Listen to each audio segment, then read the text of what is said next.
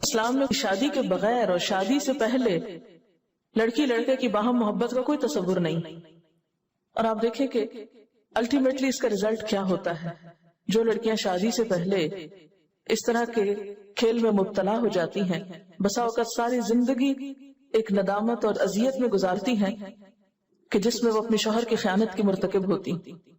اور بہت سے اوقات میں بسا اوقات شوہروں کے دل میں جب بدگمانی اور شک پیدا ہوتا ہے اور ایسی بات آتی ہے کہ ہماری بیوی ہماری وفادار نہیں اور ہم سے پہلے یہ دوسروں کی آنکھوں کا تارا رہ چکی ہے، تو شوہر کے دل سے قدر اور عزت اور محبت سب کچھ ختم ہو کر رہ جاتی. عورت کے پاس سب سے زیادہ قیمتی چیز جو ہے وہ اس کی عزت و عصمت ہے. وہ بیکار کی مفت چیز نہیں کہ ہر ایک کے دل لبھانے کا سامان بنے.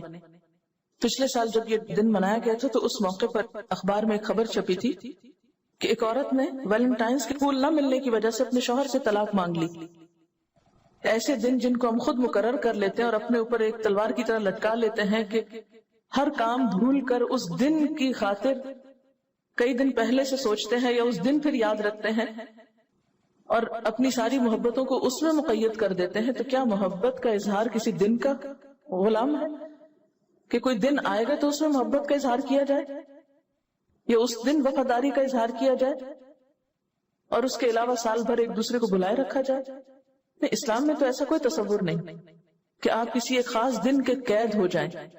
اسلام میں اگر غلامی ہے تو صرف اللہ کی، پابندی ہے تو صرف اس چیز کی کہ دن میں 5 وقت وہاں حاضری دیں.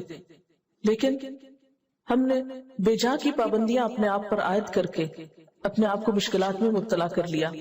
قرآن پاک میں صاف طور پر منع کیا گیا ہے سورۃ النساء آیت نمبر 25 میں کہ محصنات غیر مصافحات ولا متخذات اخدان، پاک دامن بننے والیاں، نہ بدکاری کرنے والیاں اور نہ چھپے دوست بنانے والیاں. یعنی مسلمان عورتیں چھپی دوستی نہیں کرتی، ان کی وفاداری اور ان کی محبت اپنے شوہر کے سوا دوسروں کے لیے نہیں ہوا کرتی. پھر اسی طرح آپ دیکھیں کہ عیسائیت میں بھی حضرت مریم علیہ السلام کا مقام اور مرتبہ کتنا بلند ہے، اور ان کے حیا کا اندازہ آپ یہاں سے لگا سکتے ہیں کہ جب ان کے پاس فرشتہ آیا تھا تو فرشتے کو دیکھتے وہ گھبرا اٹھی کہ میری عبادت گاہ میں ایک لڑکے کا کیا کام، ایک مرد کا کیا کام. سورۃ مریم کی آیت 17 اور 18 میں آتا ہے تو ہم نے اس کی طرف اپنی طرف سے روح کو بھیجا تو اس نے ایک مرد یا ایک انسان کی شکل اختیار کر لی. تو وہ بولی بے شک میں پناہ چاہتی ہوں رحمان کی تجھ سے اگر ہے تو ایک متقی انسان. تو یہ بات تو عیسائیت میں بھی جائز نہیں ہے، لیکن کہا یہ کہ ان کی روایت میں ہم اپنے ہاں اس کلچر کو اتنا عام کر لیں